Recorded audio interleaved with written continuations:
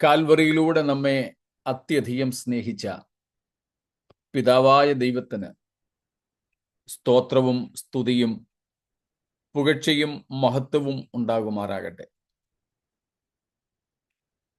നമ്മെ സ്നേഹിച്ചവനും തൻ്റെ രക്തത്താൽ നമ്മുടെ പാപങ്ങളെ പോക്കിയവനുമായ കർത്താവായ യേശുക്രിസ്തുവിന്റെ നാമത്തിൽ ഉള്ള സ്നേഹ അഭിവാദനങ്ങളെ എല്ലാവർക്കും അറിയിക്കുന്നു. കർത്താവിൻ്റെ പാദങ്ങളിൽ നമുക്ക് ഈ പ്രത്യേക സമയത്തും ആയിരിക്കാൻ ദൈവം ഒരുക്കുന്ന അവസരങ്ങൾക്കായി ഇത്രയും പേരെ കൂട്ടിവരുത്തിയതിനായും ദൈവത്തിന് സ്തോത്രം ചെയ്യുകയാണ്. ഇന്ന് രാത്രിയിലും നമുക്കൊരുമിച്ച് തിരുമുഖത്തേക്ക് നോക്കാം. രാത്രി എന്ന് പറയുമ്പോൾ രാത്രി അല്ലാത്തവരും നമ്മോടൊപ്പം ഉണ്ട് എന്ന കാര്യം വിസ്മരിക്കുന്നില്ല. പല സമയമേഖലകളിൽ നിന്നാണല്ലോ നാം ഒരുമിച്ച് കൂടുന്നത്. പിന്നെ ഞാൻ ഇരിക്കുന്ന സ്ഥലത്തെ സമയം നമ്മുടെ പതിവ് പോലെ അങ്ങ് പറഞ്ഞു പോയി എന്നേ ഉള്ളൂ. നാം പഠിച്ചുകൊണ്ടിരിക്കുന്നത് വെളിപ്പാട് പുസ്തകം 20-ാമത്തെ അധ്യായമാണല്ലോ. 20-ാമത്തെ അധ്യായത്തിൽ നമ്മൾ പ്രധാനമായിട്ടും കാണുന്ന ചില വിഷയങ്ങൾ, അതിനെ വിഷയാസ്പദമായി നമ്മൾ പഠിച്ചു. മരിച്ചവരുടെ ഉയർത്തെഴുന്നേൽപ്പ്, അന്തിമ ന്യായവിധി,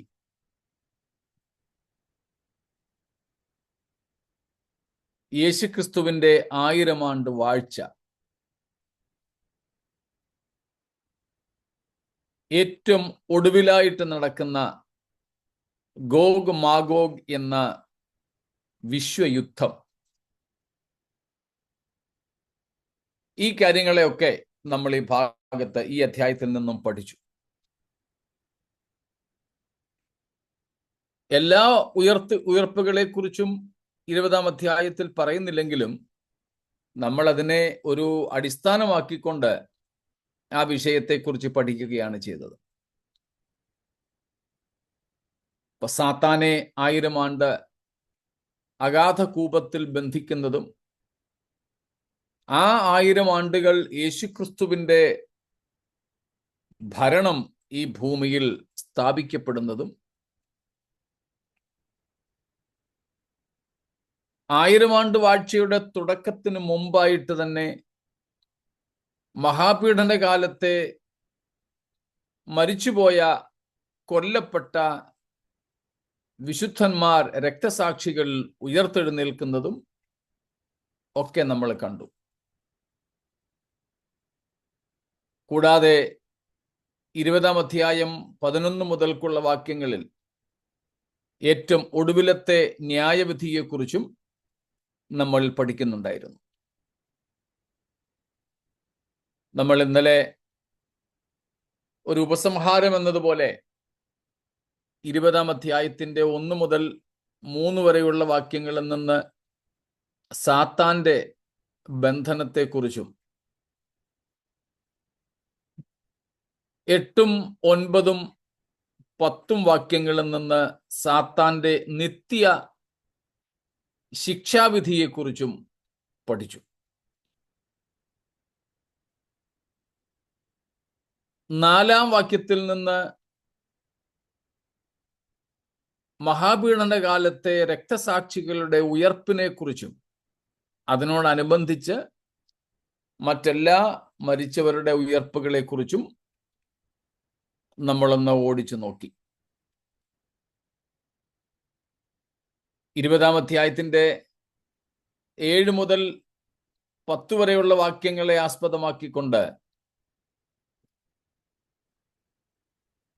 ഏറ്റവും ഒടുവിൽ നടക്കാൻ പോകുന്ന ഗോഗ് മാഗോഗ് എന്ന യുദ്ധത്തെക്കുറിച്ചും നമ്മൾ പഠിച്ചു. ഈ അധ്യായത്തിലല്ല നമ്മളിത് പഠിച്ചത്. അതിനു മുമ്പ് അർമഗദ്ദോനെ കുറിച്ചുമൊക്കെ പഠിച്ച സമയത്ത് ആ വിഷയങ്ങൾ എടുത്ത് പഠിക്കുകയായിരുന്നു. ഇന്നലെ നാം ഏറ്റവും ഒടുവിൽ നോക്കിക്കൊണ്ടിരുന്നത് 20-ാം അധ്യായത്തിന്റെ 11 മുതൽക്കുള്ള വാക്യങ്ങളാണ്. 10 വരെയുള്ള വാക്യങ്ങളിൽ നിന്നാണ് നാം സാത്താന്റെ ന്യായവിധിയെക്കുറിച്ചും ശിക്ഷാവിധിയെക്കുറിച്ചുമൊക്കെ കണ്ടത്. ഈ അധ്യായത്തിൽ നിന്ന് ഇന്നത്തെ പഠനത്തോടുകൂടെ നമുക്ക് വിരമിക്കാം എന്നാണ് കരുതുന്നത്. ഇന്നലെ ഏറ്റവും ഒടുവിൽ നമ്മൾ ചിന്തിച്ചു, നിത്യതയിൽ മനുഷ്യരല്ലാതെ മറ്റാരെങ്കിലും കാണുമോ എന്ന്.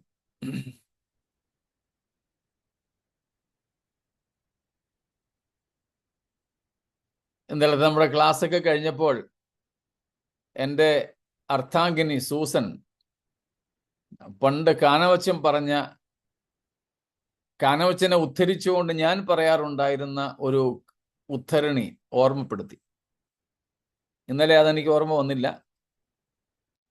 പിന്നീട് പറഞ്ഞപ്പോഴാണ് ഓർത്തത്. കാനവച്ചൻ പ്രസംഗിക്കുന്ന പല സമയങ്ങളിലും ഇങ്ങനെ ചോദിക്കാറുണ്ടായിരുന്നു. അദ്ദേഹത്തിൻ്റെ കാര്യം നമുക്കറിയാമല്ലോ. മനുഷ്യനെ പോലിരിക്കുന്ന കുരങ്ങിനെ പോലിരിക്കുന്ന മനുഷ്യനും തമ്മിൽ എന്താണ് വ്യത്യാസമെന്ന്. മനുഷ്യനെ പോലിരിക്കുന്ന കുരങ്ങിനെ പോലിരിക്കുന്ന മനുഷ്യനും തമ്മിൽ എന്താണ് വ്യത്യാസം? നമുക്കറിയാമല്ലോ എന്താണെന്ന്. The key difference between man and monkey.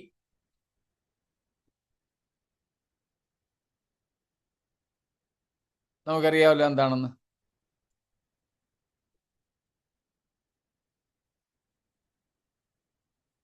എന്താണെന്ന് നിങ്ങളോട് ചോദിക്കുന്നത് ശരിയല്ലെങ്കിലും അങ്ങ് ചോദിച്ചു പോവുകയാണ്.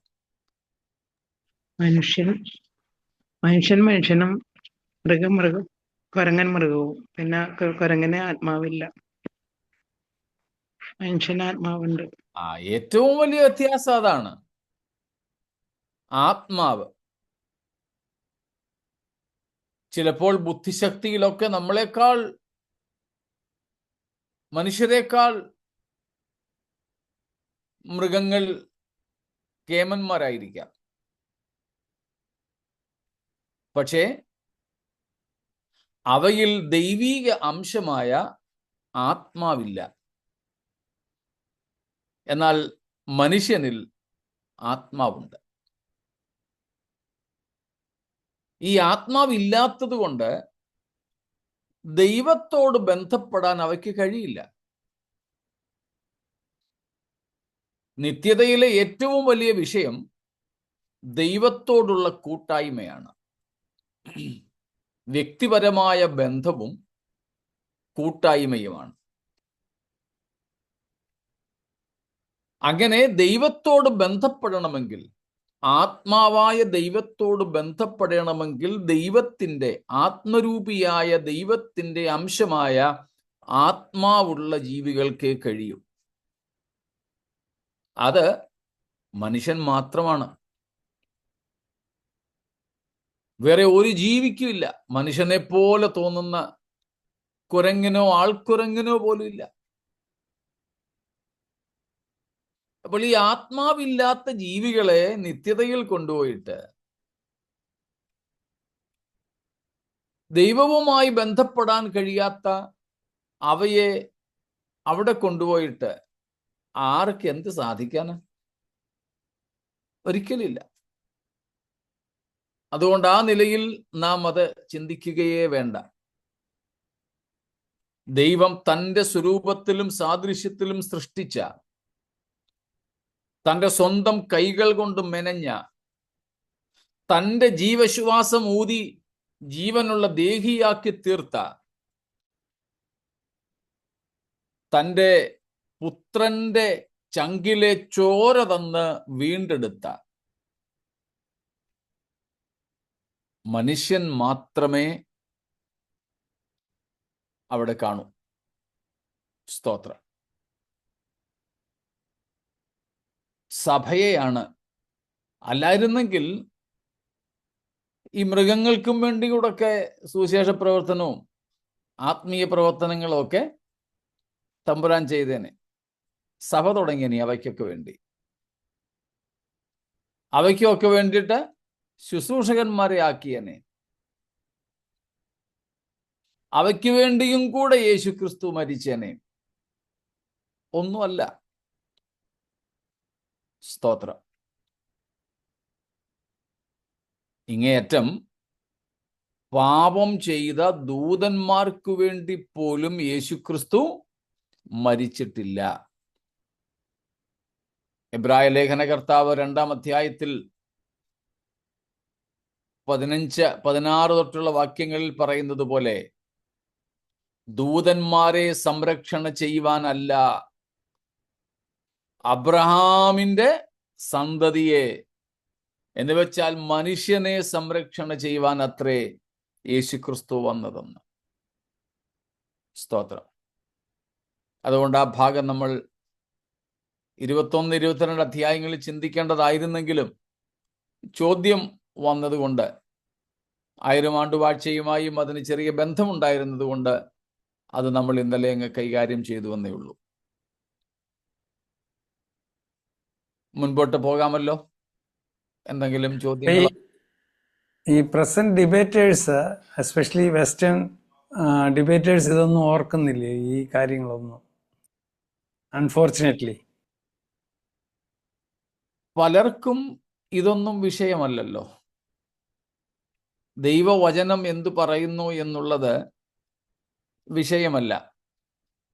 പുതിയ എന്തെങ്കിലുമൊക്കെ വിഷയങ്ങൾ മുമ്പോട്ട് കൊണ്ടുവരിക, സംവദിക്കുക, മറ്റുള്ളവരിൽ നിന്നോ ഒരുപക്ഷെ പാരമ്പര്യമായ പഠിപ്പീരുകളിൽ നിന്നോ വ്യത്യസ്തമായ എന്തെങ്കിലുമൊക്കെ ആശയങ്ങൾ പറയുക, അങ്ങനെ ശ്രദ്ധിക്കപ്പെടുക എന്നൊക്കെയുള്ളതാണ് ഇവരുടെ വിഷയങ്ങൾ.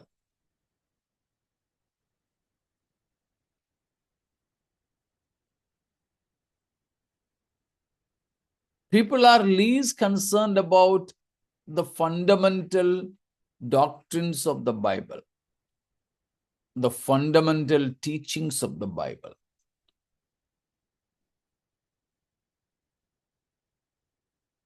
We should give importance for the written word.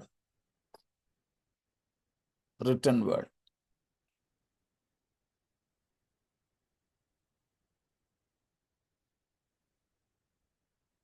So according to the Bible, only human beings have the Spirit.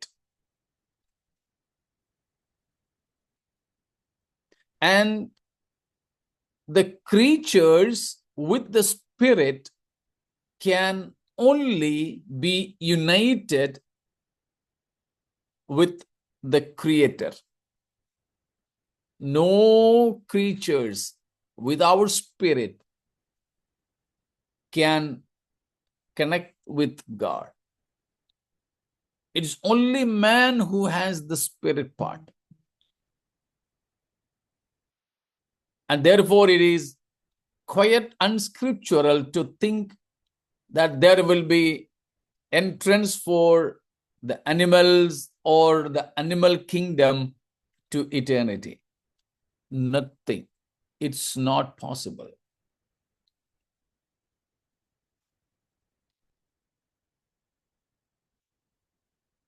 Okay. മറ്റെന്തെങ്കിലും?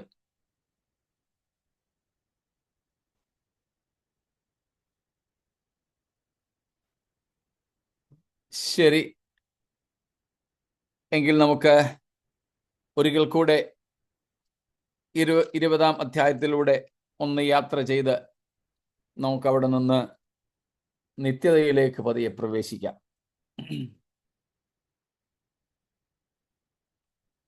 ഇപ്പോൾ 20-ാമത്തെ അധ്യായത്തിൽ നമ്മൾ നോക്കിക്കൊണ്ടിരുന്ന കാര്യങ്ങൾ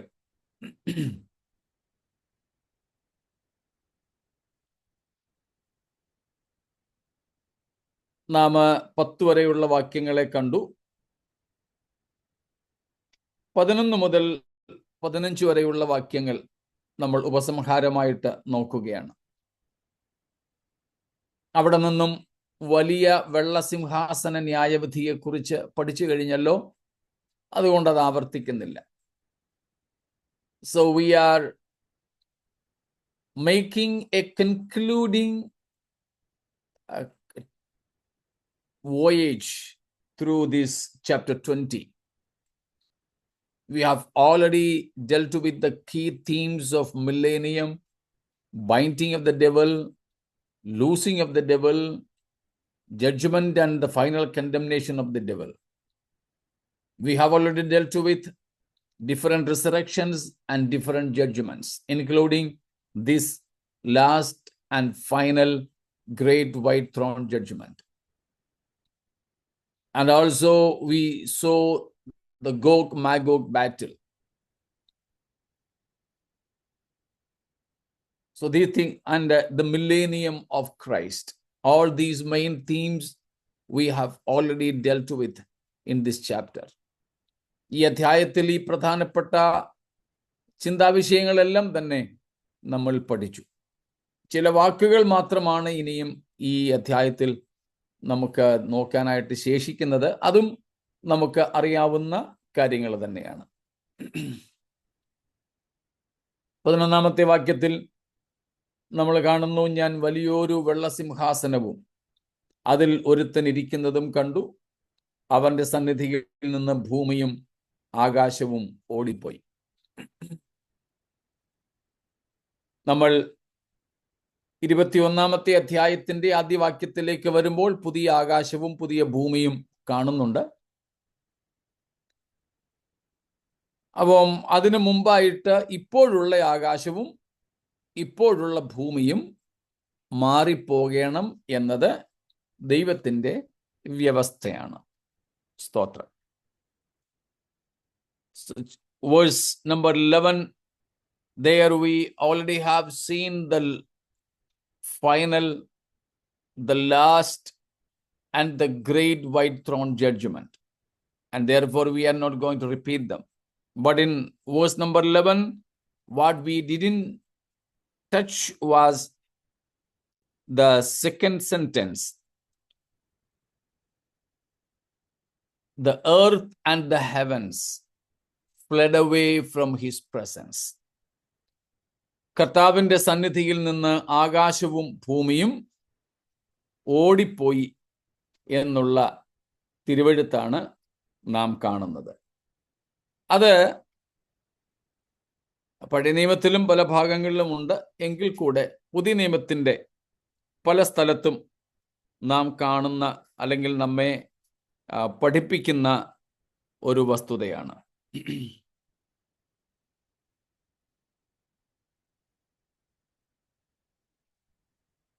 നാം മത്തായിയുടെ സുവിശേഷം 5-ാമത്തെ അധ്യായത്തിൽ തന്നെ ഗിരിപ്രഭാഷണം പഠിച്ചപ്പോൾ പഠിച്ച ഒരു കാര്യമാണ് 5:18, 5:18 മാത്യു. ആകാശവും ഭൂമിയും ഒഴിഞ്ഞു പോകും വരെ സകലവും നിവൃത്തിയാകുവോളം ന്യായപ്രമാണത്തിൽ നിന്ന് ഒരു വള്ളിയെങ്കിലും പുള്ളിയെങ്കിലും ഒരു നാളും ഒഴിഞ്ഞു പോകുകയില്ല. സ്തോത്രം. കർത്താവായ യേശു തന്നെ നമ്മോട് പറഞ്ഞിരിക്കുന്നു, ആകാശവും ഭൂമിയും ഒഴിഞ്ഞു പോകുവോളം എന്ന് വെച്ചാൽ ആകാശവും ഭൂമിയും ഒഴിഞ്ഞു പോകും. So Christ himself has hinted, predicted, prophesied, promised here in Matthew 5:18 that this present heavens and the earth will pass away. അവ ഒഴിഞ്ഞു പോകും എന്ന തിരുവെഴുത്താണ് നാം അവിടെ കാണുന്നത്. 2 പത്രോസ് 3:5, 2 Peter 3:5. ആകാശവും വെള്ളത്തിൽ നിന്നും വെള്ളത്താലുമുളവായ ഭൂമിയും പണ്ട് ദൈവത്തിന്റെ വചനത്താൽ ഉണ്ടായി എന്നും അതിനാൽ അന്നുള്ള ലോകം ജലപ്രളയത്തിൽ മുങ്ങി നശിച്ചു എന്നും ഇപ്പോഴത്തെ ആകാശവും ഭൂമിയും അതേ വചനത്താൽ തീക്കായി സൂക്ഷിച്ചും ന്യായവിധിയും ഭക്തികെട്ട മനുഷ്യരുടെ നാശവും സംഭവിപ്പാനുള്ള ദിവസത്തേക്ക് കാത്തുമിരിക്കുന്നു എന്ന് അവർ മനസ്സോടെ മറന്നു കളയുന്നു. സ്തോത്രം. അവിടെ നമ്മൾ കാണുന്നത് ഈ പ്രപഞ്ചം, ദൈവത്തിൻ്റെ വായിൻ വചനത്താൽ സൃഷ്ടിക്കപ്പെട്ടു. 2, പുരാതന ലോകത്തെ ദൈവം തൻ്റെ വായിൻ വചനത്താൽ തന്നെ ജലപ്രളയത്തിൽ മുങ്ങി നശിക്കുമാറാക്കി.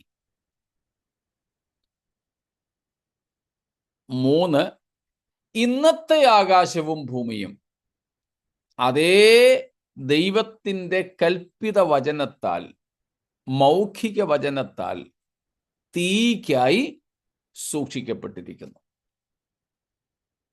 There also we see the universe was created by the oral word of God. And the ancient world was destroyed by the same word that created. And now the present earth and heavens are kept for destruction by fire with the same word. ദൈവത്തിൻ്റെ വചനത്താൽ ഇന്നുള്ള ആകാശവും ഭൂമിയും തീയ്ക്കായി സൂക്ഷിക്കപ്പെട്ടിരിക്കുന്നു. അതിൻ്റെ കുറെ കൂടെ വിവരണമാണ് 10, 11, 12 വാക്യങ്ങളിൽ പത്രോസ് തരുന്നത്. നമുക്ക് പരിചയമുള്ളതായതുകൊണ്ട് അത് വായിക്കാൻ സമയമെടുക്കുന്നില്ല. And bit more description is given there in 2 Peter 3, 10, 11 and 12. അവിടെയും നാം കാണുന്നത് ഇന്ന് നാം കാണുന്ന ആകാശവും ഭൂമിയും എല്ലാം ചുട്ടെരിവാനുള്ളതാണ്. സ്തോത്രം. ഹീബ്രൂസ്, എബ്രായ ലേഖനം 12-ാമത്തെ അധ്യായം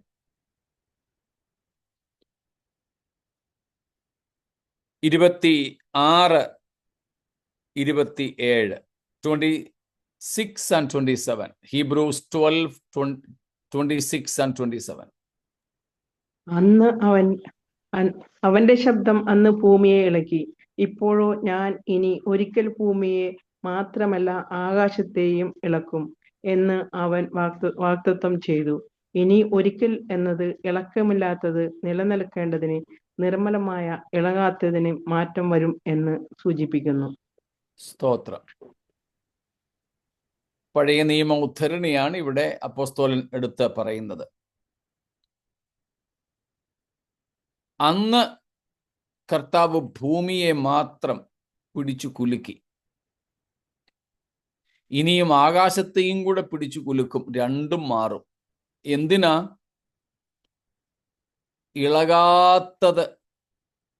ഇളകാത്ത രാജ്യം സ്ഥാപിക്കേണ്ടതിന്, മാറ്റമില്ലാത്ത രാജ്യത്തിന്റെ സ്ഥാപനത്തിനായി, നിത്യരാജ്യത്തിന്റെ സ്ഥാപനത്തിനായി. ഇന്ന് ഉള്ള നശിച്ചു പോകുന്നതിനെ എന്നേക്കുമായി നീക്കിക്കളയുന്നു. ഇന്നുള്ള പക്ഷിമൃഗാദികൾ ഉൾപ്പെടെ ഉള്ള ഇന്നത്തെ പ്രപഞ്ചത്തിലെ പലതിനെയും കർത്താവ് നിത്യതയിലേക്ക് പ്രവേശിപ്പിക്കാതെ നീക്കിക്കളയും എന്നതിന് ഈ ഭാഗങ്ങളും സൂചനയാണ്.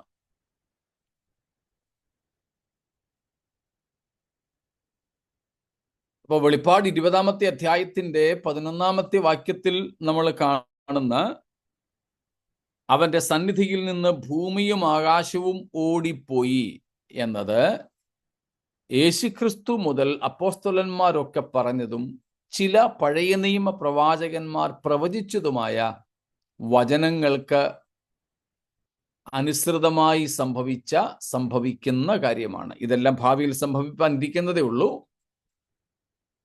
സ്തോത്രം. നമ്മളതിനൊക്കെ ദൃക്സാക്ഷികളായിരിക്കും എന്ന് മാത്രം. കർത്താവിനോട് കൂടെ നാമും ആ സമയത്ത് ഉണ്ടാവും എന്നത് എത്ര സന്തോഷകരമായ, ആനന്ദകരമായ, സംതൃപ്തി നൽകുന്ന കാര്യമാണ്. Praise God. സ്തോത്രം.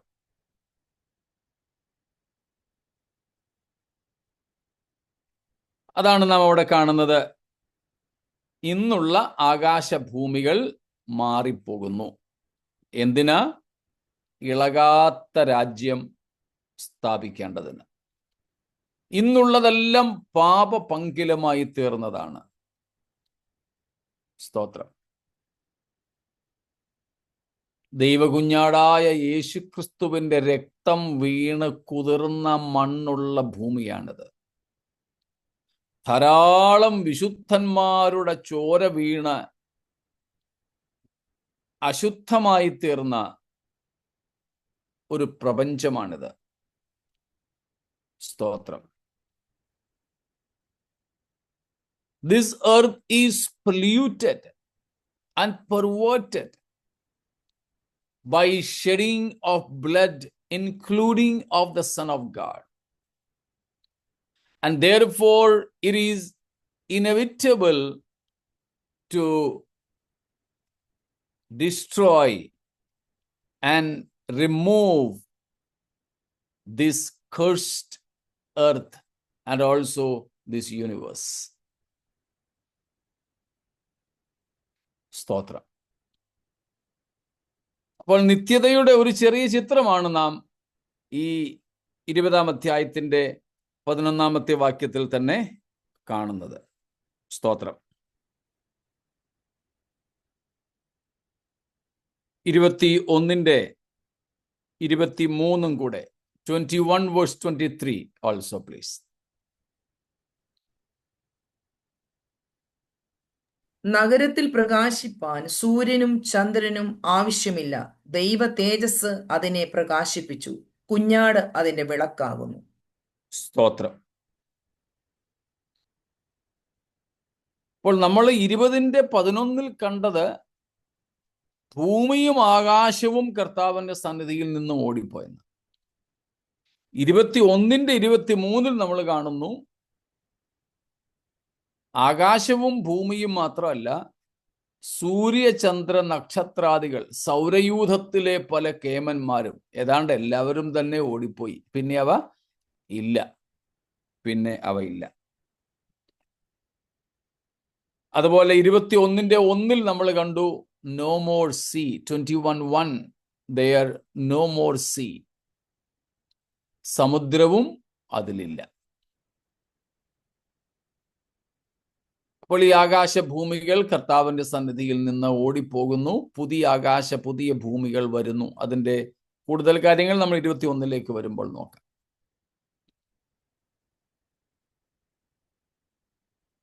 സ്തോത്രം. 11-ാം വാക്യത്തിലേക്ക് മടങ്ങി വരുന്നു. അവയെ പിന്നെ കണ്ടില്ല. സ്തോത്രം. 12-ാം വാക്യത്തിൽ നമ്മൾ കാണുന്നു മരിച്ചവർ ആബാലവൃദ്ധം. 20 verse 12 മരിച്ചവർ ആബാലവൃദ്ധം സിംഹാസനത്തിൽ മുമ്പിൽ നിൽക്കുന്നതും കണ്ടു.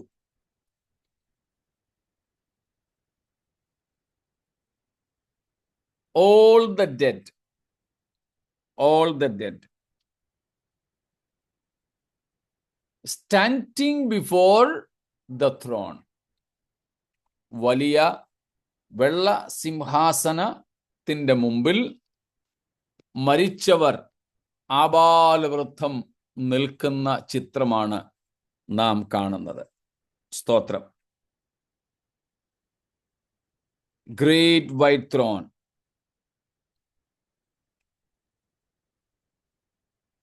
വെളിപ്പാട് പുസ്തകത്തിൽ ഏതാണ്ട് 50ഓളം പ്രാവശ്യം സിംഹാസനം എന്ന പ്രയോഗം നാം കാണുന്നുണ്ട്. Almost 50 times in the Revelation we see the word throne. സിംഹാസനം എന്നുള്ളത് നാം കാണുന്നുണ്ട്. സ്തോത്രം. ഇവിടെ മറ്റെല്ലാ സിംഹാസനങ്ങളിൽ നിന്നും വ്യത്യസ്തമായി ഒരു ന്യായാധിപനായി ദൈവം ഇരിക്കുന്ന, ക്രിസ്തു ഇരിക്കുന്ന ഒരു വലിയ സിംഹാസനം, വെളുത്തത്, വലുത്. അതേക്കുറിച്ച് നമ്മൾ കണ്ടിട്ടുണ്ട്. സ്തോത്രം. ഇതിനപ്പുറത്തേക്ക് ഒരു അപ്പീലിന് പോകാൻ ഇനി ഒരു സ്ഥലമില്ല. സ്തോത്രം. without a vakil and an appeal. This is the final judgment place. സ്തോത്രം. എന്നിട്ട് നാം അവിടെ കാണുന്നത് പല ഭാഗങ്ങളിലും ഈ വെളിപ്പാട് പുസ്തകത്തിൽ തന്നെ സിംഹാസനത്തെയും അതിൽ ഇരിക്കുന്നവനെയും കുറിച്ച് നമ്മൾ കാണുന്നുണ്ട്. സ്തോത്രം.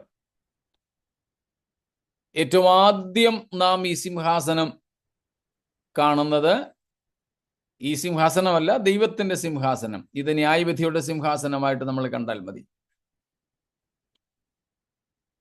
വെളിപ്പാട് 1-ാം അധ്യായത്തിന്റെ 4-ാമത്തെ വാക്യത്തിൽ, 4-ന്റെ അവസാനവും 5-ന്റെ തുടക്കത്തിലുമാണ് അവന്റെ സിംഹാസനത്തിന് മുൻപിലുള്ള 7 ആത്മാക്കൾ എന്ന് നാം കാണും. ഇരിക്കുന്നവനും ഇരുന്നവനും വരുന്നവനുമായ പിതാവായ ദൈവത്തിന്റെ സിംഹാസനം. സ്തോത്രം. In the book of Revelation, we see God is enthroned. God is enthroned. ദൈവം സിംഹാസനസ്ഥനായിരിക്കുന്നു. ദൈവം സിംഹാസനസ്ഥനായിരിക്കുന്നു. കഴിഞ്ഞ ദിവസവും നമ്മൾ പ്രാർത്ഥിച്ച വിഷയമാണല്ലോ മഹാരാഷ്ട്രയിൽ ഒരു മന്ത്രി പറഞ്ഞ കാര്യം. വളരെ തീവ്രമായ സ്ട്രിക്റ്റായ മതപരിവർത്തന നിയമം, നിരോധന നിയമം കൊണ്ടുവരാൻ പോകുന്നു. അടുത്ത 6 മാസത്തിനകം നന്ദൂർബാർ ജില്ലയിലുള്ള ഇല്ലീഗൽ ആയി പണിതിരിക്കുന്ന ചർച്ചുകളെല്ലാം ഇടിച്ചു കളയണം, സർവേ നടത്തണം. ദൈവസഭകൾ ആശങ്കയിലാണ്. എന്നാൽ നമ്മളെന്നും പറയുന്നത് പോലെ ആശങ്കപ്പെടേണ്ട ആവശ്യമില്ല. God is on the throne. The throne is not empty. നമുക്ക് വളരെ അറിയാവുന്ന ഒരു വാക്യമാണല്ലോ. ഇപ്പോൾ അധികം പഴയതുപോലത്തെ പ്രസംഗങ്ങളില്ല. എന്നാലും നമ്മുടെയൊക്കെ ഇടയിലെ വളരെ ശക്തമായ പ്രസംഗം പ്രസംഗിക്കുന്ന ഒരു വാക്യമായിരുന്നു യെശയ്യാ 6-ന്റെ 1-ാമത്തെ വാക്യം. നമുക്കറിയാമല്ലോ. ഉസ്സിയാ രാജാവ് മരിച്ച ആണ്ടിൽ യഹോവ ഉയർന്നും പൊങ്ങിയുമുള്ള സിംഹാസനത്തിൽ ഇരിക്കുന്നത് ഞാൻ കണ്ടു. കർത്താവ്. നമ്മളതിനെ കുറിച്ചൊക്കെ പണ്ട് കേൾക്കുമായിരുന്നത് ഉസിയാവ് ചാകുന്നെങ്കിലേ ദൈവിക ദർശനം ഉണ്ടാകത്തുള്ളൂ എന്നൊക്കെയാ. അങ്ങനെയല്ല. സ്തോത്രം.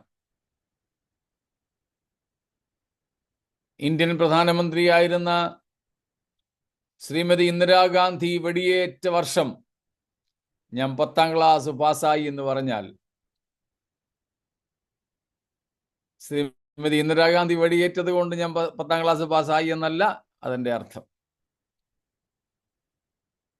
The meaning of Isaiah 6:1 is not the death of Uzziah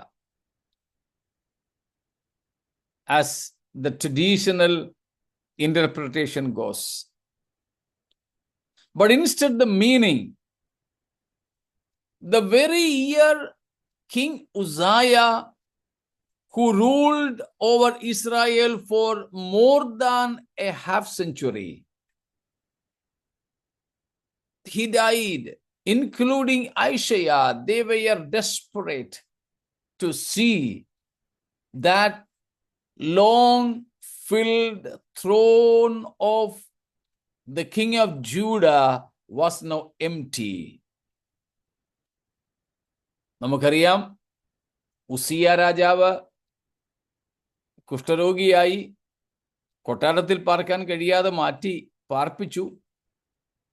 എന്നാലും തൻ്റെ 50-ൽ പരം വർഷങ്ങൾ നീണ്ടുനിന്ന ഭരണം ജനത്തിന് ഭയങ്കര പുരോഗതി നൽകിയ ഭരണമായിരുന്നു. വളരെ അഭിവൃദ്ധി ഉണ്ടായ ഭരണം. അങ്ങനെ ഭരിച്ച രാജാവ് മരിച്ചപ്പോൾ പ്രവാചകൻ ഉൾപ്പെടെ ഉള്ളവർക്കൊരാശങ്ക, ഈ രാജാവിൻ്റെ ഒഴിവ് ആര് നികത്തുമെന്ന്. ഉസിയാവിൻ്റെ ഒഴിവ് ആര് നികത്തും? ആരെങ്കിലുമൊക്കെ മരിക്കുമ്പം നമ്മളുമൊക്കെ പറയുന്നതല്ലേ, a gap which cannot be filled. ഇന്നയാൾ മരിച്ച ആ ഒരു വാക്വം, ആ ഒരു കാലിയായ ഇടം നികത്താൻ ആരെ കൊണ്ടും പറ്റില്ലെന്ന്. അതുപോലെ ദീർഘവർഷങ്ങൾ ഭരിച്ച, ജനത്തിന് ധാരാളം പുരോഗമനപരമായ കാര്യങ്ങളൊക്കെ ചെയ്തു കൊടുത്ത രാജാവ് മരിച്ചപ്പോൾ പ്രവാചകൻ ഉൾപ്പെടെ ഉള്ളവർക്ക് ആശങ്ക, ഒഴിഞ്ഞുകിടക്കുന്ന സിംഹാസനത്തെ കണ്ടുകൊണ്ട്. ദൈവം പക്ഷെ അവനെ നേരെ കൊണ്ടുപോയിട്ട് എന്താ കാണിച്ചത്? യഹൂദയിലെ യെരൂശലേമിലെ സിംഹാസനം, അതിലിരുന്നയാൾ മരിച്ചു എന്ന് നിനക്ക് തോന്നുന്നു, എന്നാൽ ദാ ശരിയായ സിംഹാസനം ഇവിടെയാ. അത് കാലിയാണോ? അല്ല. അത് എങ്ങനെയുള്ള സിംഹാസനമാണ്? ഉയർന്നും പൊങ്ങിയുമുള്ളത്. സ്തോത്രം. എന്ന് പറഞ്ഞാൽ മറ്റേതൊരു സിംഹാസനത്തെക്കാളും ഉന്നതമായത് എന്നർത്ഥം. അത് കാലിയല്ല. ഉസിയാവിന്റെ സിംഹാസനം കാലി കിടന്നേക്കാം, എന്നാൽ അതിനും മീതെയുള്ള ഈ സിംഹാസനം നിറഞ്ഞിരിക്കുന്നു. ഇവിടെയും നാം അങ്ങനെയാണ് കാണുന്നത്. വെളിപ്പാട് 1-ാം അധ്യായത്തിന്റെ 4-ാം വാക്യം മുതൽ ഇങ്ങോട്ട് 22-ാം അധ്യായം വരെ 50-ൽ പരം പ്രാവശ്യം നാം സിംഹാസനം സിംഹാസനം എന്ന് കാണുന്നത്. ചില സിംഹാസനങ്ങൾ മൃഗത്തിന്റെ സിംഹാസനമാണ്, എന്നാൽ സിംഹാസനം എന്ന പദം മാത്രമാണ് നമ്മളിവിടെ ചിന്തിച്ചത്. സ്തോത്രം. ഇവിടെ ആ ഏറ്റവും വലിയ സിംഹാസനത്തിൽ ദൈവം ഇരിക്കുന്നു, ക്രിസ്തു ഇരിക്കുന്നു, ന്യായാധിപൻ ഇരിക്കുന്നു. സ്തോത്രം. ആ ഇരിക്കുന്നവന്റെ മുമ്പിൽ നിൽപ്പാൻ കഴിയാതെയാണ് ആകാശവും ഭൂമിയും സമുദ്രവുമൊക്കെ ഓടിപ്പോയത്. സ്തോത്രം. When Jesus was enthroned gloriously, nothing could stand before him. And therefore, even the earth, the heavens, they all fled away.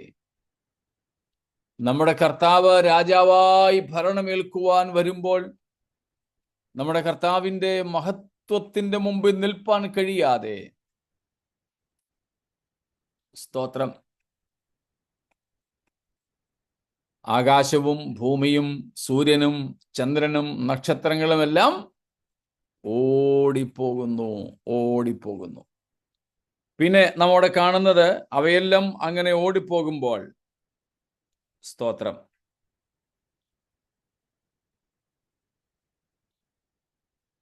മരിച്ചവർ ആബാലവൃദ്ധം കർത്താവിന്റെ മുമ്പിൽ നിൽക്കുന്നു. Standing before the thrown, standing before the thrown. അതും കാണിക്കുന്നത് എന്താണ്? നമ്മുടെയൊക്കെ തന്നെ പോലീസ് സ്റ്റേഷനുകളിൽ പോലും പിടിച്ചുകൊണ്ട് പോകുന്നവർക്ക് ഇരിക്കാൻ ഒരു കൊരണ്ടി പോലും കൊടുക്കത്തില്ലെന്നൊക്കെ കേട്ടിട്ടുണ്ട്. കോടതിയിലോ വിസ്തരിക്കാൻ കൊണ്ടുപോകുന്ന കുറ്റവാളിക്ക് കുഷ്യനൊക്കെ ഇട്ട ഈസി ചെയർ കൊടുക്കുക, ഇരിക്കുമോനെ, ജഡ്ജി ഇപ്പോ വരുമെന്ന്. ഇല്ല, അവൻ കുറ്റവാളി ആയതുകൊണ്ട് ജഡ്ജിയുടെ മുമ്പിൽ നിൽക്കുകയാണ്, നിൽപ്പ. ഇവിടെ നാം കാണുന്നു standing position. All the criminals, all the sinners, they stand in awe before the throne. ഇവിടെ ലോകത്തിൽ വെച്ച് യേശുക്രിസ്തുവിനെ ചീത്ത വിളിച്ചവരും ബൈബിൾ വലിച്ചു കീറിയവരും ബൈബിളിൽ തുപ്പിയവരും ഇരട്ടച്ചങ്കനാണെന്ന് പറഞ്ഞവരും ഒക്കെ ഉണ്ടല്ലോ. സ്തോത്രം. ആരുടെയും മുമ്പിൽ പതറത്തില്ലെന്ന് പറഞ്ഞ, വീറോടെ നിൽക്കുമെന്ന് പറഞ്ഞ എത്രയോ എത്രയോ നേതാക്കൾ, മനുഷ്യർ. പക്ഷേ അവരൊക്കെ ഇപ്പൊ എന്താ ചെയ്യുന്നേ? Come on please. Standing before the throne. Standing before the throne of Christ. സ്തോത്രം. ക്രിസ്തുവിന്റെ ന്യായാസനത്തിന്റെ മുമ്പാകെ നിൽക്കുന്നത് ഞാൻ കണ്ടു, നിൽക്കുന്നത് ഞാൻ കണ്ടു. സ്തോത്രം. ഇനിയും ഒരൊറ്റ പാപി ശേഷിക്കുന്നില്ല. ജീവനോടെ ഒരാൾ ശേഷിക്കുന്നില്ല. എല്ലാ പാപികളും മരിച്ചു. സ്തോത്രം. എന്നാൽ കർത്താവ് അവരെ എല്ലാവരെയും കൂടെ എഴുന്നേൽപ്പിച്ച് തന്റെ മുമ്പിൽ കൊണ്ട് നിർത്തിയിരിക്കുക. നമ്മൾ നേരത്തെ ചിന്തിച്ചിട്ടുള്ളതുപോലെ ഒരു കുറ്റവാളി മരിക്കുന്നതോടുകൂടെ അവന്റെ കേസ് ഫയൽ അടയ്ക്കും ലോകത്തിൽ എവിടെയായിരുന്നാലും. എന്നാൽ ഇവിടെ ഈ ന്യായാധിപന്റെ പ്രത്യേകത, സ്തോത്രം, മരിച്ചവരെ ഉയർപ്പിച്ച് തൻ്റെ മുമ്പിൽ ഹാജരാക്കി നിർത്താനും മുഴുവൻ ന്യായവിധിയുടെ പ്രക്രിയ ഒരു തിടുക്കവും കൂടാതെ നടത്തുവാനും പ്രാപ്തിയുള്ളവനാണ്. സ്തോത്രം.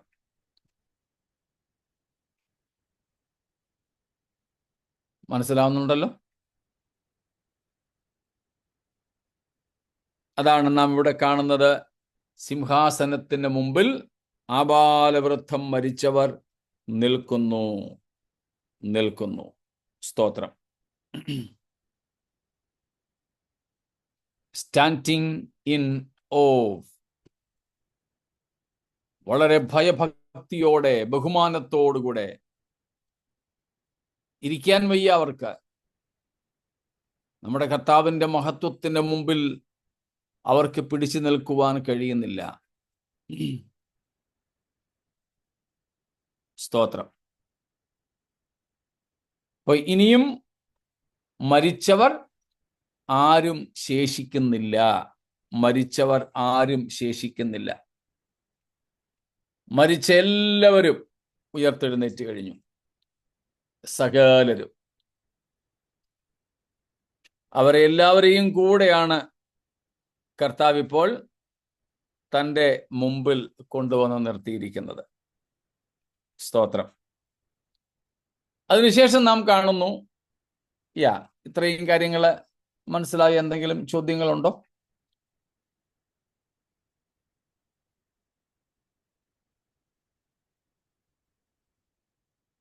ഒന്നുമില്ല. നാം അവിടെ കാണുന്നു, അടുത്തതായിട്ട് പുസ്തകങ്ങൾ തുറന്നു. സ്തോത്രം. പുസ്തകങ്ങളെക്കുറിച്ചും നാം നേരത്തെ പഠിച്ചല്ലോ. പുസ്തകങ്ങൾ തുറന്നു.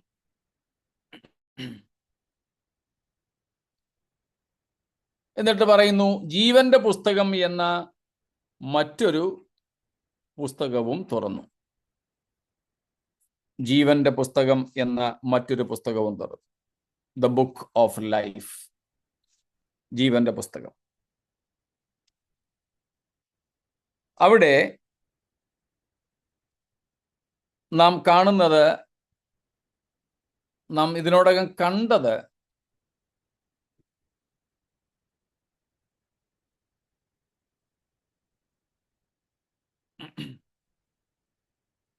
കുറഞ്ഞത് 2 പുസ്തകങ്ങളെങ്കിലും ഉണ്ട് എന്നുള്ളതായിരുന്നുവല്ലോ. കുറഞ്ഞത് 2 പുസ്തകങ്ങളെങ്കിലും.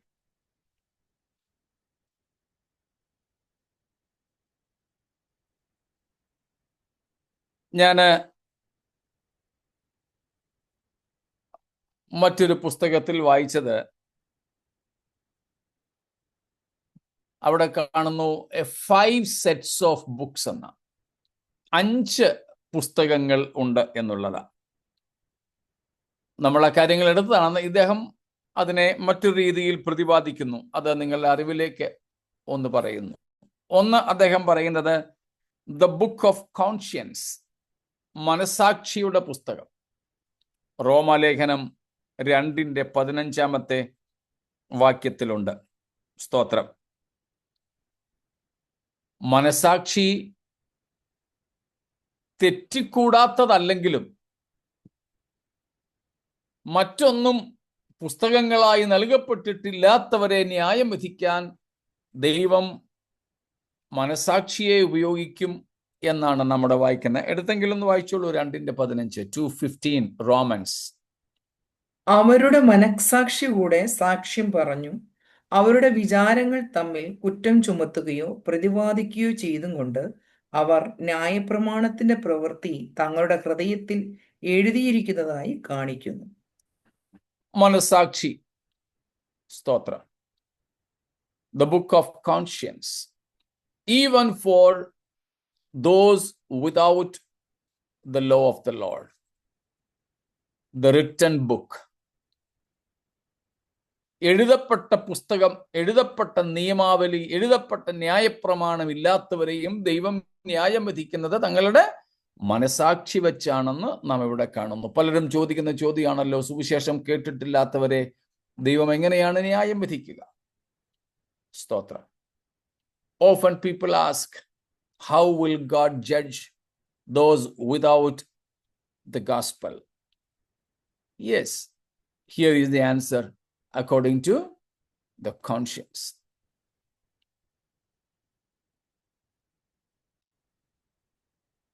നിയമങ്ങൾ, ന്യായപ്രമാണം, ദൈവവചനം ലഭിച്ച നാമും പലതും നമ്മുടെ മനസാക്ഷിയോട് ചോദിച്ചിട്ട് ചെയ്യേണ്ടതുണ്ട്. ഇന്ന് ഞാനൊരു സ്നേഹിതനുമായിട്ട് സംസാരിച്ചു. അദ്ദേഹം മറ്റൊരു അദ്ദേഹത്തിൻ്റെ സ്നേഹിതനെ കുറിച്ച് പറഞ്ഞു. എന്തോ ഒരു പ്രശ്നത്തിൽ അദ്ദേഹം അകപ്പെട്ടിരിക്കുന്നു, പ്രാർത്ഥിക്കണം എന്നോട് പറഞ്ഞതാണ്. അപ്പോൾ അദ്ദേഹം അകപ്പെട്ടിരിക്കുന്ന ആ പ്രശ്നത്തെക്കുറിച്ച് എൻ്റെ ഈ സ്നേഹിതൻ ചോദിച്ചത്രേ, ആകട്ടെ മറ്റുള്ളവർ താങ്കളുടെ മേൽ ആരോപിക്കുന്ന ഈ ആരോപണത്തിൽ തൻ്റെ മനസാക്ഷി എന്തു പറയുന്നു? തനിക്ക് ദൈവസന്നിധിയിൽ പ്രാഗൽഭ്യമുണ്ടോ? സ്തോത്രം. അപ്പം രക്ഷിക്കപ്പെട്ട ശേഷവും ന്യായപ്രമാണവും തിരുവെഴുത്തുകളുമൊക്കെ ലഭിച്ച നമുക്കും ഇത് ബാധകമാണ് എന്നർത്ഥം. ഒരിക്കലൊരു പ്രസംഗകൻ പ്രസംഗിച്ചപ്പോൾ ഞാൻ കേട്ടു, കൺവെൻഷൻ പ്രസംഗ. അപ്പോൾ പറഞ്ഞു, പലരും ഉണ്ടല്ലോ മുറുക്കുന്നതും, അത് വെറ്റില പുകയില മുറുക്കുന്നതും ബീഡി വലിക്കുന്നതും ഒന്നും പാപമല്ല എന്ന ചിന്താഗതിയുള്ളവർ. അദ്ദേഹം രസകരമായിട്ട കാര്യം പറഞ്ഞു. ഒരച്ഛനൊരു വീട്ടിൽ ചെന്നു, കാര്യങ്ങളൊക്കെ പറഞ്ഞു. ഇപ്പോൾ വീട്ടുകാരൻ മുറുക്കി തുപ്പിയൊക്കെ ഇരിക്കുക. അപ്പോഴാണ് അച്ഛൻ ഇറങ്ങാൻ നേരം പറഞ്ഞു, മത്തായിച്ച വാ, ഒന്ന് പ്രാർത്ഥിച്ചിട്ട് പോകട്ടെ.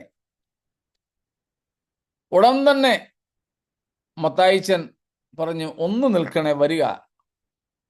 വായിക്കകത്ത് മാവുണ്ട പോലെ കിടന്ന ആ മുറുക്കാനെല്ലാം കൂടെ കൊണ്ട് തുപ്പി വായിൽ വെള്ളം ഒഴിച്ച് കഴുകിയിട്ടാണ് വന്ന് പ്രാർത്ഥിക്കാൻ നിന്നത്. അപ്പൊ ഈ പ്രസംഗകൻ ചോദിച്ചു, എന്താ മത്തായിച്ച? അപ്പോൾ ദൈവസന്നിധിയിൽ പ്രാർത്ഥിക്കാൻ വരുമ്പം ഇത് കൊള്ളത്തില്ല, ഇത് പാപമാണ് എന്ന ഒരു മനസാക്ഷി തനിക്കുണ്ട്. ഇതുപോലെ നമ്മുടെ ഈ മനസാക്ഷി ചൊവ്വേ നേരെ ട്രെയിൻഡ് അല്ല എന്നൊരു പ്രശ്നമുണ്ട്. ഇന്ന് ഉപവാസ പ്രാർത്ഥനയാണ്. വേണ്ട, ഇന്നൊന്നും പറയുന്നില്ല. ഇന്ന് ഞായറാഴ്ച രാവിലെ ആയതുകൊണ്ട് ഞാനൊന്നും പറയുന്നില്ല. അപ്പൊ നമ്മുടെ മനസാക്ഷിക്കകത്ത് ഒരു ചിന്തയുണ്ട്, ഇന്ന് ഇതിന് പറ്റിയ ദിവസമല്ല, ഇന്ന് ചീത്ത പറയാൻ പറ്റിയ ദിവസമല്ല, ഇന്ന് ദേഷ്യപ്പെടാൻ പറ്റിയ ദിവസമല്ല. എനിക്ക് ഓർമ്മയുണ്ട്, ഞാൻ ബൈബിൾ സ്കൂളിൽ പഠിക്കുന്ന സമയത്ത് ഞങ്ങള് ഇടക്കാലത്തേക്ക് പോയിക്കൊണ്ടിരുന്ന, ഞങ്ങള് കൂടെ ഉൾപ്പെട്ട, ഞങ്ങൾ ഫൗണ്ടിങ് മെമ്പേഴ്സ് ആയിട്ടുള്ള ഒരു ചർച്ചിൽ അവിടുത്തെ ചില അന്യായങ്ങൾക്കെതിരെ ഞാനും എൻ്റെ സഹോദരനും ചേട്ടനും ശബ്ദമുയർത്തി. വഴക്കൊന്നും ഉണ്ടാക്കിയില്ല, ഇന്ന കാര്യങ്ങൾ തെറ്റാണ് എന്ന് പറഞ്ഞു, അതിനോട് സഹകരിക്കില്ലെന്ന് പറഞ്ഞു. അന്നത്തെ ഞങ്ങളുടെ സെക്രട്ടറി, അദ്ദേഹം സാക്ഷി പറയാനായിട്ട് എഴുന്നേറ്റിട്ട് അങ്ങ് മുമ്പിൽ വന്നിട്ട്, സാറിന് മുമ്പിൽ വരുന്നയാളല്ല, എല്ലാവരും അദ്ദേഹത്തെ നോക്കി. എന്നിട്ട് അദ്ദേഹം ഇങ്ങനെ ബൈബിൾ ഇങ്ങനെ പിടിച്ചിട്ട് ആ മേശപ്പുറത്തോട്ട് വെച്ചു. എന്നിട്ട് പറഞ്ഞു, ഞാൻ ഈ ബൈബിള് മേശപ്പുറത്ത് വെച്ചത്, ഞാൻ ഇനിയും പറയാൻ പോകുന്ന കാര്യങ്ങൾ ബൈബിൾ കയ്യിൽ പിടിച്ചുകൊണ്ട് പറയാൻ പറ്റിയ കാര്യമല്ല. ഇനി ഞാൻ പറയാൻ പോകുന്ന കാര്യങ്ങൾ, എന്നെ ചേട്ടനും ചീത്ത വിളിച്ച വേറൊന്നുമല്ല, ഇനിയും പറയാൻ പോകുന്ന കാര്യങ്ങൾ ബൈബിൾ കയ്യിൽ പിടിച്ചുകൊണ്ട് പറയാൻ പറ്റുന്ന കാര്യങ്ങളല്ല.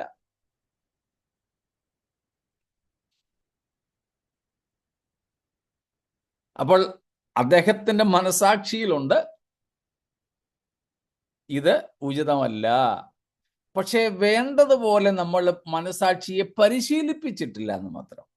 We have not trained our conscience according to the scriptures.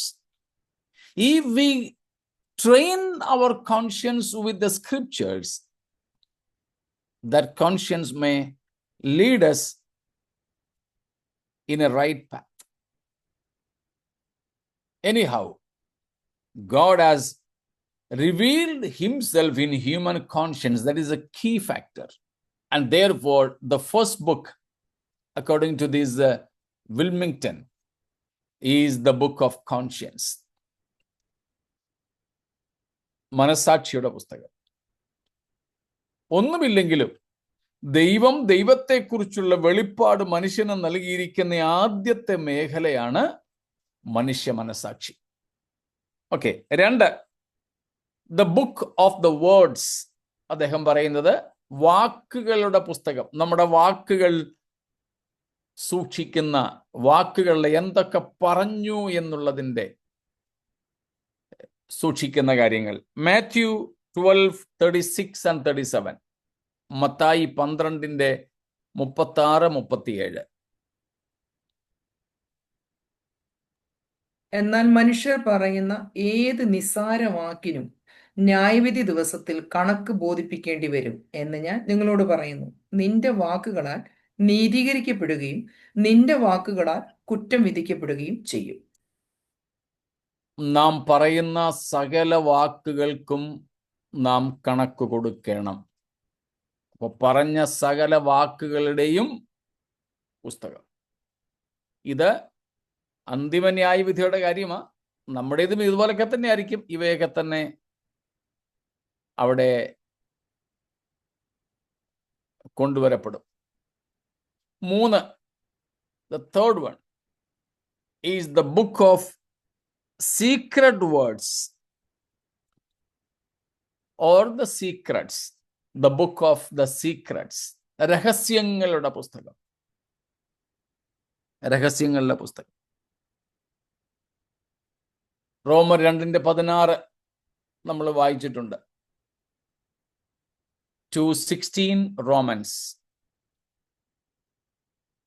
ദൈവം യേശുക്രിസ്തു മുഖാന്തരം മനുഷ്യരുടെ രഹസ്യങ്ങളെ എന്റെ സുവിശേഷപ്രകാരം ന്യായം വിധിക്കും.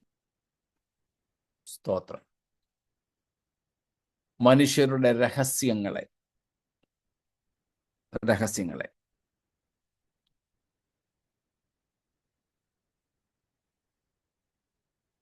അതുകൂടാതെ നമ്മൾ സാധാരണ പറയാറുള്ള 1 കൊരിന്ത്യർ ലേഖനം 4-ാം അധ്യായത്തിന്റെ 5-ാമത്തെ വാക്യവുമുണ്ട്. പലപ്പോഴും വായിച്ചിട്ടുള്ളത് കൊണ്ട് ഇപ്പോൾ വായിക്കുന്നില്ല. 1 Corinthians chapter 4 verses 3 to 5, especially 4 and 5. There also Paul says, ദൈവം നമ്മുടെ രഹസ്യങ്ങളെ വെളിപ്പെടുത്തും. Every hidden thing. Ecclesiastes 12:14. സഭാപ്രസംഗി 12-ന്റെ 14-ാമത്തെ വാക്യം കൂടെ ഒന്ന് വായിച്ചോളൂ. Ecclesiastes 12:14. ദൈവം നല്ലതും തീയതുമായ സകല പ്രവൃത്തിയെയും സകല രഹസ്യങ്ങളുമായി ന്യായവിസ്താരത്തിലേക്ക് വരുത്തുമല്ലോ. ഒന്നും പിന്നെ രഹസ്യമായിട്ടിരിക്കത്തില്ല. രഹസ്യങ്ങളുടെ പുസ്തകം എന്ന നിലയിലല്ല, അദ്ദേഹം അതിനെ അങ്ങനെ ചിത്രീകരിക്കുന്നു. എനിക്കത് രസകരമായിട്ട് തോന്നിയത് കൊണ്ട് നിങ്ങളോട് പങ്കുവയ്ക്കുന്നതേ ഉള്ളൂ. നമ്മളെ കാര്യങ്ങൾ പറഞ്ഞ കാര്യമാണ്. ഈ നിലയിലും ഒരു ചിത്രീകരണം ഉണ്ട് എന്ന് മാത്രം ഒന്ന് നോക്കുക. 4. The book of public works. The book of public works. പരസ്യമായ കാര്യങ്ങളുടെ പുസ്തകം അല്ലെങ്കിൽ പരസ്യ പ്രവർത്തികളുടെ പുസ്തകം. എല്ലാവർക്കും അറിയാവുന്ന കുറെ കാര്യങ്ങളൊക്കെ നമ്മുടെ എല്ലാം ജീവിതത്തിലുണ്ട്. എല്ലാവർക്കും അറിയാവുന്ന കുറെ കാര്യങ്ങൾ. അതിനിപ്പം ഒരാൾക്ക് അറിയാമായി എന്ന് വന്നാൽ പിന്നെ നമ്മൾ രഹസ്യമായിട്ടൊന്നും വെക്കത്തില്ല, അങ്ങ് പരസ്യമായിട്ട് തന്നെ. ഏതായാലും നനഞ്ഞിറങ്ങി, ഇനിയിപ്പോ അങ്ങ് കുളിച്ച് കയറിയേക്കാം. There are many public things in our lives. All the people know them. And God will bring them also to the judgment seat. അങ്ങനെയുള്ള പരസ്യമായ കാര്യങ്ങളെയും കർത്താവ് ന്യായവിസ്താരത്തിലേക്ക് കൊണ്ടുവരും. 2 കൊരിന്ത്യർ 11:15. 2 Corinthians 11:15.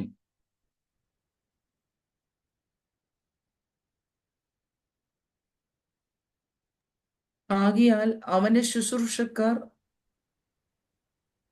നീതിയുടെ ശുശ്രൂഷക്കാരുടെ വേഷം ധരിച്ചാൽ അതിശയമല്ല.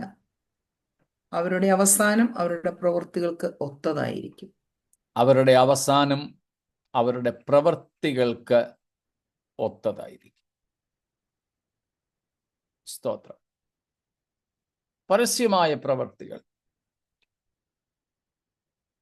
മത്തായി 16:27. 16:27 മാത്യു. മനുഷ്യപുത്രൻ തന്റെ പിതാവിന്റെ മഹത്വത്തിൽ തന്റെ ദൂതന്മാരുമായി വരും. അപ്പോൾ അവൻ ഓരോരുത്തനും അവനവന്റെ പ്രവൃത്തിക്ക് തക്കവണ്ണം പകരം നൽകും. According to what a person has done. ഓരോരുത്തനും ചെയ്തത് എന്താണോ അതിനനുസരിച്ച്. Example, whatever a person do. Okay, you got it. For each and every person, God will reward or repay or judge or condemn according to one's works, whether it is secret or public. If it is secret, initially God will reveal and then judge. If it is not a secret thing, it's a public thing, then no need of revealing them, only judging. So whatever you do, എന്തെല്ലാം പ്രവർത്തികളായാലും ഒന്നും ദൈവത്തിന് മറഞ്ഞിരിക്കുന്നില്ല.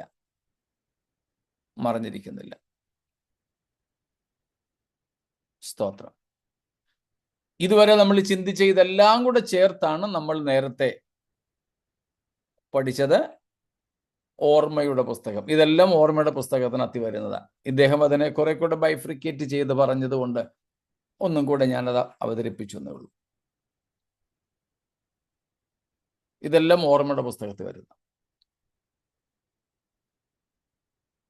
പിന്നെ ഉള്ളതാണ് ദൈവത്തിന്റെ വചനം. The written word is the next one.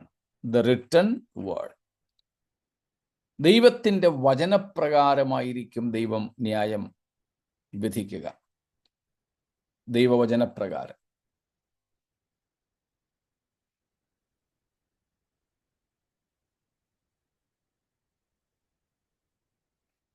കാരണം ദൈവവചനമാണ് നമ്മുടെ ഉപദേശത്തിനും ശാസനത്തിനും ഗുണീകരണത്തിനും നീതിയിലെ അഭ്യാസത്തിനുമെല്ലാം അടിസ്ഥാനമായിരിക്കുന്നത്.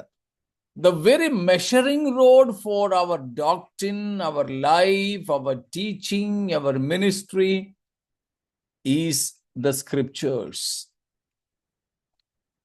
And therefore, God will bring His word to prove that a person was wrong according to the divine law. ദൈവത്തിൻ്റെ പ്രമാണമനുസരിച്ച് ഒരുവൻ കുറ്റക്കാരനെന്ന് തെളിയിക്കുവാൻ ദൈവം തൻ്റെ നിയമപുസ്തകം, ദൈവത്തിൻ്റെ വചനം എടുക്കും. സ്തോത്രം. 2 തിമോത്തിയോസ് 3:16-17 നമുക്കറിയാം. ഞാനതാണല്ലോ ഇപ്പോൾ ഉദ്ധരിച്ചത്. സ്തോത്രം. എല്ലാ തിരുവെഴുത്തും ദൈവാശ്വാസീയമാകയാൽ എന്ന് തുടങ്ങുന്ന ഭാഗം. സ്തോത്രം. അപ്പോൾ ദൈവവചനം, ആ വചനം വെച്ച് നമ്മെ വിധിക്കും. റോമാലേഖനം 2-ാമത്തെ അധ്യായത്തിലും കാണുന്നുണ്ട്, ന്യായപ്രമാണം ലഭിച്ചവനെ ന്യായപ്രമാണം വെച്ച് കൊണ്ട് വിധിക്കും, ന്യായപ്രമാണം ഇല്ലാത്തവനെ, മുമ്പേ നമ്മൾ 15-ാം വാക്യത്തിൽ വായിച്ചതുപോലെ, മനസാക്ഷി വെച്ചും വിധിക്കും. So the word of God, that will also be brought to judge the sinners or the wicked. പിന്നെയുള്ള 6-ാമത്തെ പുസ്തകമാണ് ജീവന്റെ പുസ്തകം എന്ന മറ്റൊരു പുസ്തകം. നമ്മൾ അതിനെക്കുറിച്ചും കണ്ടു. The book of life is another book that is already noticed there separately. So 5+1. പുസ്തകങ്ങൾ തുറന്നു. അതിൽ ഓർമ്മയുടെ പുസ്തകവും ന്യായപ്രമാണത്തിൻ്റെ ദൈവിക വ്യവസ്ഥകളുടെ പുസ്തകവും. അതിനെ വീണ്ടും തരംതിരിച്ച് നമ്മൾ കണ്ടു. മനസാക്ഷിയുടേത്, രഹസ്യങ്ങളുടേത്, പരസ്യങ്ങളുടേത് തുടങ്ങിയുള്ള കാര്യങ്ങൾ. ഇതാണ് പുസ്തകങ്ങൾ തുറന്നു എന്നുള്ളതിന് നമുക്ക് മനസ്സിലാക്കുവാൻ കഴിയുന്നത്.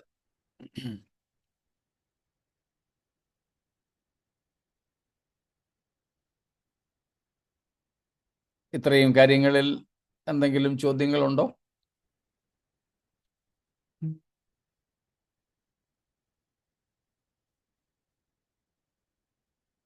സ്തോത്രം. ഈ സിംഹാസനത്തിന്റെ മുമ്പിൽ നിൽക്കുന്നതിൽ ഏറ്റവും സീനിയർ മോസ്റ്റ് ആദാം ആദാം ഹവ്വമാര് അവിടെ ആയിരിക്കുമോ അതോ നീതിമാന്മാരുടെ കൂട്ടത്തിലായിരിക്കുമോ എന്ന് നമുക്കറിയില്ലല്ലോ. അങ്ങനെയെങ്കിൽ കയ്യനാകാം അല്ലേ? അതെ, കയ്യൻ ഏതായാലും ദുഷ്ടനിൽ നിന്നുള്ളവനാണെന്നുള്ളത് ഉറപ്പാണ്. ആദാം ഹവ്വമാരുടേത് നമുക്ക് നിശ്ചയമില്ല. അവർ പാപം ചെയ്തു, ഏതിൽ നിന്ന് അവരെ പുറത്താക്കി എന്നുള്ളത് സത്യമാണ്. അത് തിരുവെഴുത്ത് നമ്മെ പഠിപ്പിക്കുന്നു. എന്നാൽ അവർ നരകയോഗ്യരാണോ അതോ പഴയ നിയമ അല്ലെങ്കിൽ പ്രീ എബ്രഹാമിക് അല്ലെങ്കിൽ പ്രീ നോയിക് വേൾഡിൽ, നോഹയ്ക്ക് മുൻപുള്ള പ്രീ ഫ്ലഡ് വേൾഡ്, പ്രളയത്തിന് മുമ്പുള്ള ലോകത്തെ വിശുദ്ധന്മാരുടെ ഗണത്തിൽ പെടുമോ എന്ന് നമുക്കറിയില്ല. അതുകൊണ്ട് ആ ഒരു ജഡ്ജ്മെന്റ് നമുക്ക് ചെയ്യാൻ പറ്റത്തില്ല. എന്നാൽ കയ്യനെ കുറിച്ച് നമുക്ക് പറയാം. പുതിയ നിയമം 1-ലധികം സ്ഥലത്ത് കയ്യനെ ദുഷ്ടനായിട്ട് ചിത്രീകരിച്ചിട്ടുണ്ട്. ഉൽപ്പത്തി 4-ാം അധ്യായത്തിലും അങ്ങനെ തന്നെ കാണുന്നു. അതുകൊണ്ട് ആദാം ഹവ്വമാരല്ലെങ്കിൽ തീർച്ചയായിട്ടും കയ്യനായിരിക്കും. ആദാം ദൈവത്തിന്റെ മകനാ. ദൈവം സൃഷ്ടിച്ചു എന്ന നിലയിലാണത്. പോകത്തില്ല, നരകത്തിൽ പോകത്തില്ല.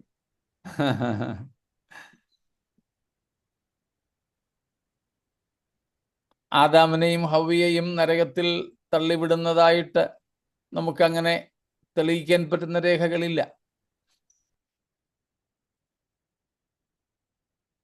യേശുക്രിസ്തുവിന്റെ വംശാവലിയിൽ പാസ്റ്റങ്ങൾ പറഞ്ഞതുപോലെ ലൂക്കോസിന്റെ സുവിശേഷം 3-ാമത്തെ അധ്യായത്തിൽ പറഞ്ഞു വരുന്നത് ആദാം ദൈവത്തിന്റെ മകൻ എന്ന ഒരു പ്രയോഗമാണുള്ളത്.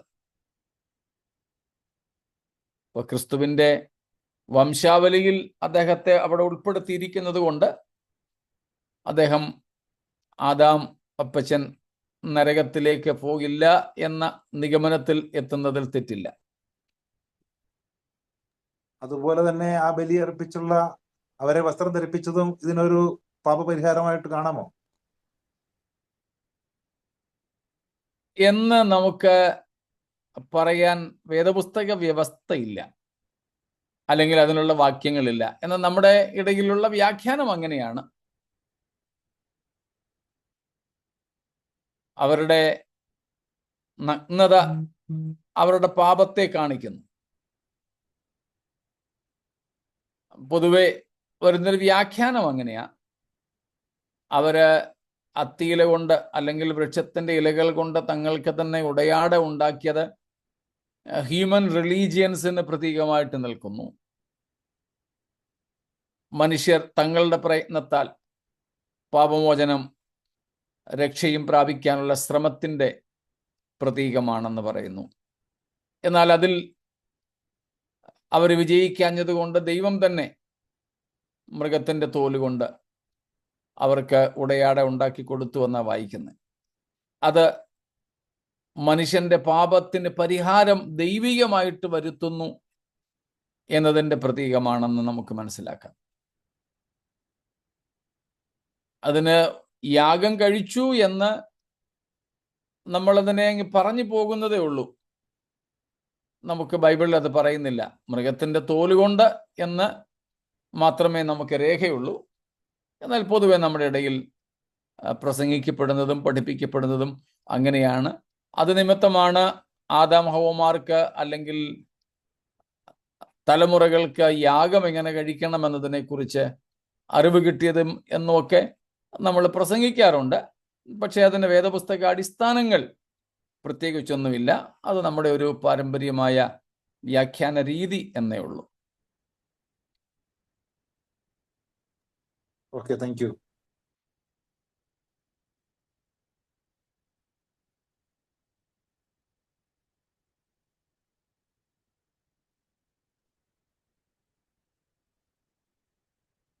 ശരി, ഇന്നും ഇനിയും ചില പദങ്ങളും കാര്യങ്ങൾ കൂടെ നമുക്ക് 20-ാം അധ്യായത്തിൽ നിന്ന് പഠിക്കാനായിട്ടുണ്ട്. മരണം, പാതാളം, പാതാളത്തിൻ്റെ മരണം, രണ്ടാം മരണം എന്നിങ്ങനെയുള്ള പദങ്ങൾ കൂടെ നമുക്കൊന്നെടുത്ത് പഠിക്കേണ്ടതുണ്ട്. അത് ഇന്ന് തീർക്കാമെന്ന് കരുതിയെങ്കിലും സാധിച്ചില്ല. കർത്താവിൻ്റെ വരവ് താമസിച്ചാൽ നമുക്ക് ആ ഭാഗങ്ങൾ നാളെ ചിന്തിച്ച് 20-ാം അധ്യായത്തിന് വിരാമം കുറിക്കാമെന്ന് താല്പര്യപ്പെടുന്നു. നമുക്കിന്ന് രാത്രി നമ്മെ തന്നെ ദൈവത്തിൻ്റെ കരങ്ങളിൽ ഏൽപ്പിക്കാം. നമുക്ക് വിശുദ്ധന്മാരോടുകൂടെ പങ്കു തന്ന ദൈവത്തെ നമുക്ക് സ്തുതിച്ച് മഹത്വപ്പെടുത്താം. പാപികളും ദോഷികളുമായിരുന്ന നമ്മെ പുത്രന്റെ രക്തത്താൽ കഴുകിയ വീണ്ടെടുത്ത ദൈവിക പദ്ധതികൾക്കായി ദൈവത്തിന് സ്തോത്രം ചെയ്യാം. സ്തോത്രം.